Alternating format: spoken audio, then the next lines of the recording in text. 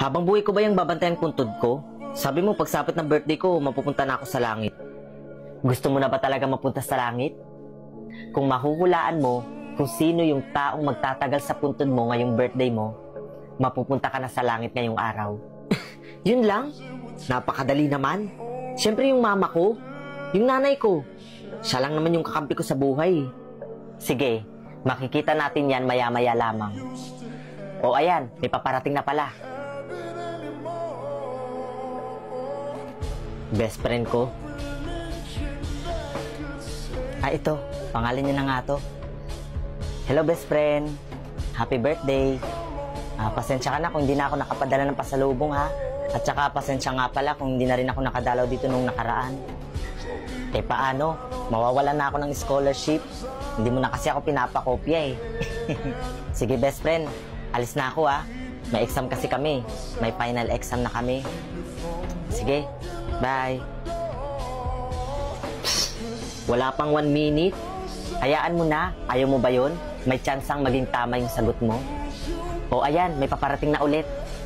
Kuya ko. Hi Bunso, happy birthday. Alam mo Bunso, miss na kita. Miss ko na yung boses mo. Yung palagi mo ko sinasabihan na, tara kuya, kain tayo.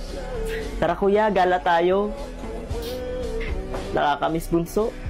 Alam mo Bunso, kung buhay ka pa ngayon, tapos birthday mo, igagala sana kita eh, magra-rides tayo. Pero, wala ka na eh. Pero okay lang Bunso, alam ko namang masaya ka na. Sige na Bunso, alis na ako ha. Happy birthday! Oh, andyan na yung mama ko. Sabi ko sa'yo yan ang magtatagal talaga, tignan mo.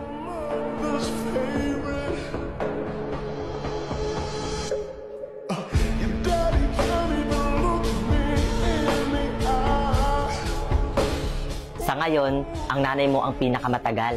1 hour and 32 minutes. O diba, sabi ko sa'yo, yung mama ko yung magtatagal eh. 1 hour and 32 minutes.